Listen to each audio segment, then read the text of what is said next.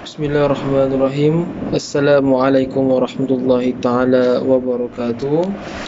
Alhamdulillahi rabbil alamin, wassalatu wassalamu ala asyrafil anbiya'i wal mursalin wa ala alihi wa ashabihi ajma'in. Alhamdulillah, bertemu kita kembali di minggu ini untuk kita menyambung pelajaran kita tentang subjek ibadat. Hari ini kita akan mulakan tajuk yang baru. Kita kena cepat sikit lah. Hari ini kita akan mulakan tajuk yang baru, iaitu solat ketika uzur dan juga solat dalam kenderaan. Okay.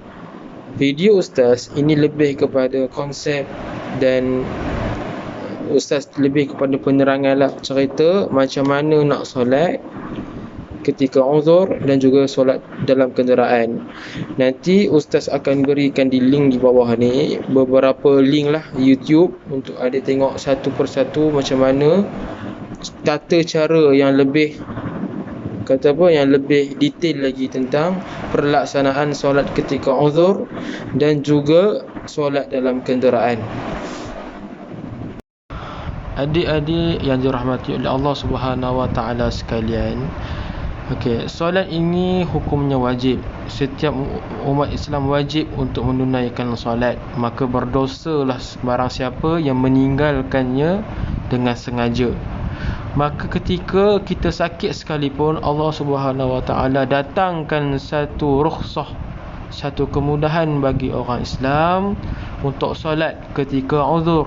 Uzur di sini bermaksud sakit, ya, sakit. Jadi ulama telah berbincang dan menggariskan ada 5 cara. Yang pertama, duduk, solat secara duduk. Kemudian solat secara baring mengiring, solat secara baring menelentang, solat dengan cara menggunakan isyarat mata dan juga isyarat hati. Okey, maka datangnya perkara ini melalui satu hadis, iaitu hadis ini hadis sahih, diriwayatkan oleh Bukhari, yang berbunyi, salli qa'iman fa illam tastati' fa qa'idan fa illam tastati' fa 'ala janbin.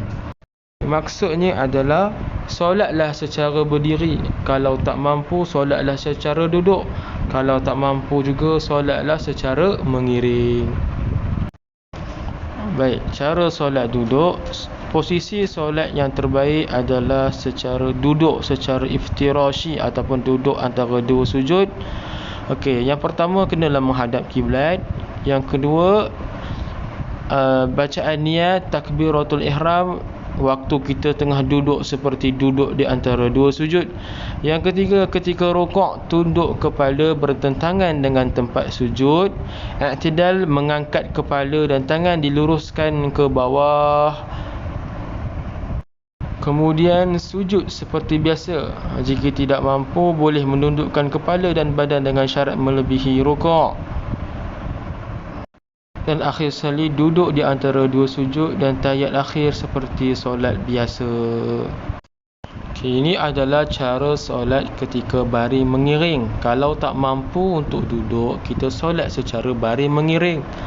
Okey, yang pertama, solat mengiring yang lebih baik adalah dengan mengiring atas tulang rusuk belah kanan, menghadapkan dada dan muka kita ke arah kiblat. Okey, yang kedua, rukuk ketika solat ketika baring mengiring ini dengan menundukkan kepala sedikit. I'tidal, mengangkat kepala dan tangan diluruskan ke bawah. Okay, yang terakhir sekali, duduk antara dua sujud dilakukan mengiring sama seperti kedudukan asal. Maksudnya balik kepada awal balik.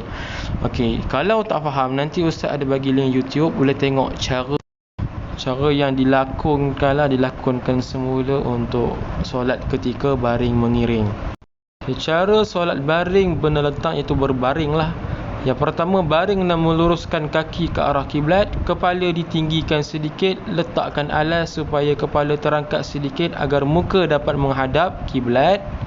Dan yang kedua, semua pergerakan rukuk dan sujud dilakukan dengan isyarat kepala, jika tidak mampu dengan isyarat mata.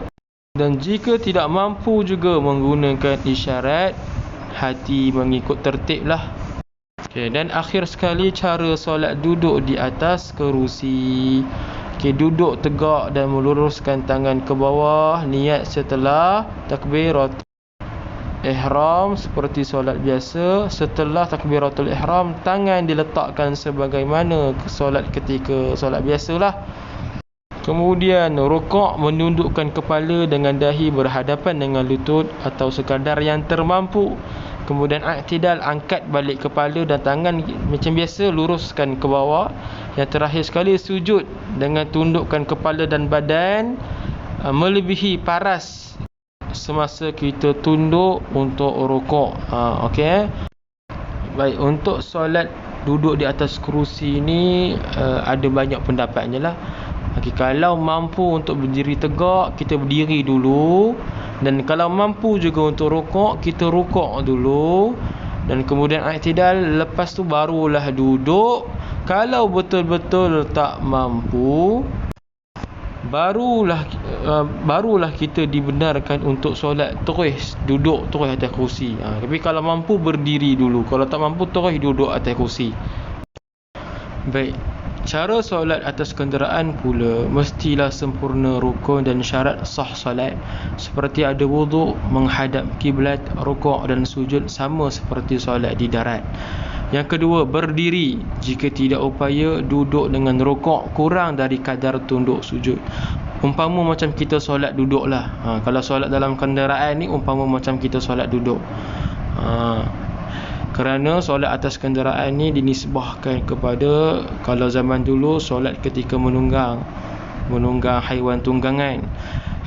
Pada asalnya dibenarkan untuk solat sunat sahaja. Tapi kalau dalam keadaan yang darurat, contohnya berada di dalam pesawat ataupun kereta api yang mengambil waktu yang sangat panjang, maka dibolehkan untuk solat fardu dalam kenderaan. Terusnya yang ketiga, jika tak ada wudu atau tak dapat menghadap kiblat, diwajibkan juga solat sebagai menghormati waktu. Takbiratul ihram yang pertama juga diutamakan untuk kita hadap kiblat juga. Diwajibkan juga solat sebagai menghormati waktu. Okey, yang kelima, takbir pertama diutamakan menghadap kiblat walaupun dalam keadaan yang duduk. Ustaz rasa boleh difahamilah kalau baca, cuma Ustaz nak terangkan untuk sebagai solat sebagai menghormati waktu ni apa. Maksudnya solat menghormati waktu ni maksudnya kita solat semasa dalam kenderaan tu. Kalau tak ada wuduk pun kita solat juga. Kalau tak dapat menghadap kiblat pun kita solat juga sekadar untuk menghormati waktu. Kalaulah sampai je kita ke destinasi, maksudnya kita bukan berada dalam kenderaan dah, dan pada waktu itu waktu solat masih tidak habis, maka kita wajib untuk ulang balik solat. Katakanlah sampai je ke destinasi kita, waktu tu dah habis, maka kita perlu qada solat itu. Itulah maksudnya solat sekadar untuk menghormati waktu. Nak menunjukkan betul-betul penting solat ini. Bukan senang-senang kita boleh tinggal. Banyak kali Ustaz pesan dalam kelas, solat itu wajib. Didik diri daripada sekarang ya. Jangan malas-malas untuk solat. Baik, cukuplah sekadar itu sahaja video Ustaz pada kali ini tentang solat ketika uzur dan juga solat dalam kenderaan. Ustaz nak buat kesimpulan. Okey. Solat itu wajib, sangat-sangatlah penting untuk kita melaksanakannya. Kalau tinggal, kita dapat dosa. Bukanlah maknanya waktu kita sakit kita boleh tinggal solat, tak boleh. Allah Subhanahu Wa Taala berikan kemudahan kepada kita untuk menunaikan juga solat fardu ketika uzur, di mana Ustaz sudah gariskan, Ustaz sudah sebut apakah dia cara solat tersebut di awal video. Ketika sakit ke, selain daripada uzur syar'i lah, solat ketika uzur tu bermaksud solat ketika kita sakit yang tak ada daya langsung untuk kita berdiri tegak. Mungkin sakit sampai kita tak boleh nak menggerakkan anggota badan ke, sakit di bawah kaki ke, patah kaki ke kan, ataupun sakit yang menyebabkan lumpuh, tak daya kita nak berdiri, boleh mampu untuk solat baring saja. Asalkan solat, jangan tinggal langsung. Okey Baik, seterusnya solat dalam kenderaan pula. Seperti mana yang Ustaz terangkanlah dalam video tadi. Okey, saya rasa setakat ini sahajalah yang Ustaz mampu untuk berikan penerangan. Nanti Ustaz akan sertakan juga link di bawah ni, link YouTube. Adik-adik boleh tekan untuk tengok pelaksanaan ataupun cara untuk kita solat ketika uzur dan solat dalam kenderaan dengan lebih ataupun lebih detail lagi, lebih dengan siap dilakonkan semula lah macam mana cara untuk solat. Dan insya-Allah kalaulah sempat balik je sekolah nanti, kita akan buat satu lagi amali lah untuk solat ketika uzur dan juga solat ketika dalam kenderaan. Itu sahaja. Syukran jazilan, wabillahi taufiq wal hidayah. Wassalamualaikum warahmatullahi taala wabarakatuh. Dumtum bil khair.